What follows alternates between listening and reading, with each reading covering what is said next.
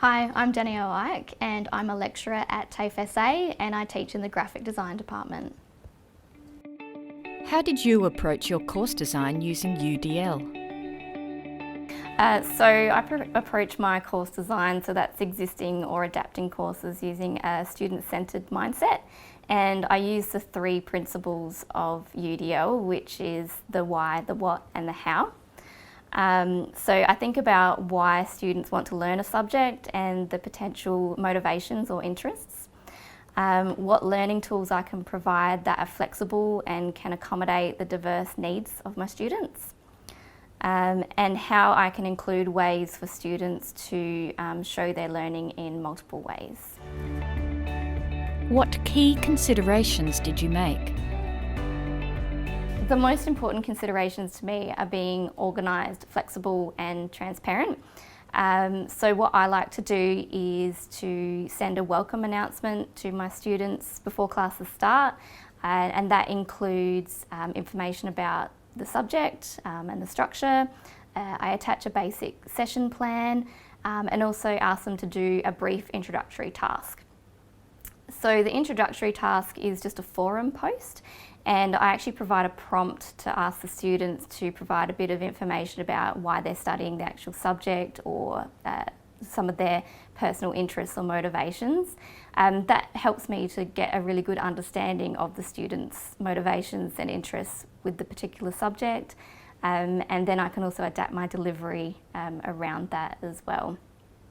Being flexible and adapting my delivery doesn't actually have to be really onerous. So what I can do is I can provide updates on changes to my students through my weekly announcements. So after every session I'll send an announcement, which is basically a copy and paste from the session plan, but then I personalise it with the changes or feedback and things like that. Feedback's another important consideration when it comes to universal design for learning.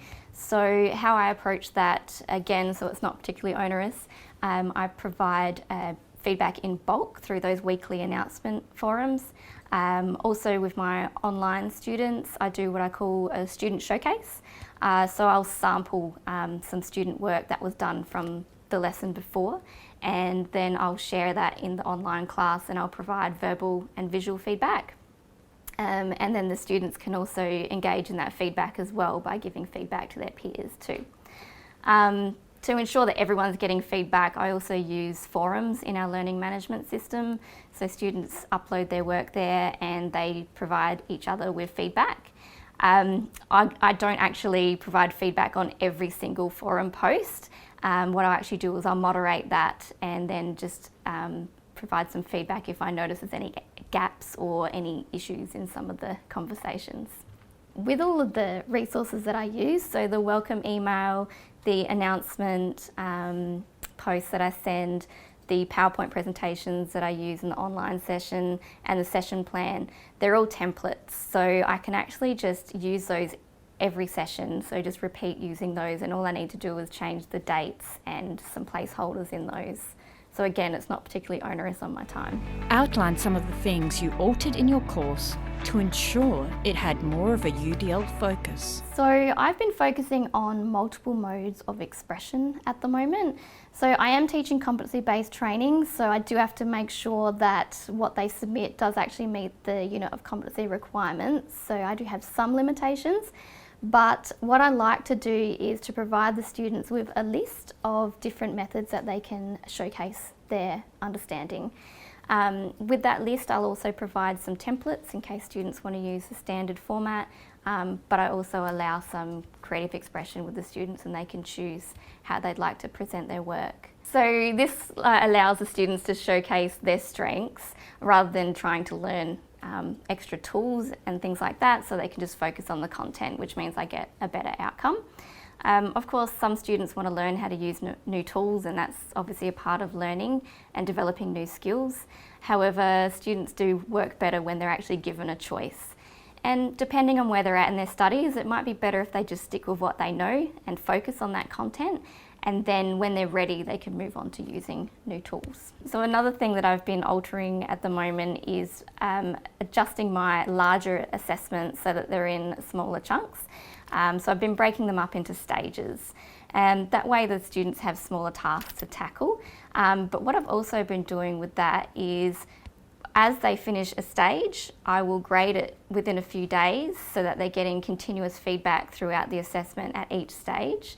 So that ensures that the students know what they're doing right, and if there's any gaps, and if they need to fix anything along the way. Doing this has resulted in a much lower resubmission rate because the students are basically guided through the assessment process with that feedback as well. It also stops students from cramming at the end of the term, stops me from having to cram all my grading in. So the progressive grading and breaking the assessments into smaller chunks has benefited both myself and my students. What advice would you give others who are thinking about redesigning their course using a UDL approach? It's very easy to become overwhelmed by UDL. It's important to remember that it's impossible to change everything all at once. Our delivery methodology and our tools can't be changed overnight. So just remembering that UDL is an ongoing and continuous process. It's not set and forget. So I recommend choosing one thing that you'd like to change in your delivery or your course and just focusing on that. And then once you're happy with that, moving on to the next. What difference has it made for you as an educator? UDL has made all the difference. So it has made me more efficient, but it's also alleviated a lot of the stress that's usually associated with an educator's role. It also means that I'm able to accommodate the diverse needs of my students, which means I'm finding that I'm rarely needing to apply reasonable adjustments for individual students. I'm continuously inspired by my students.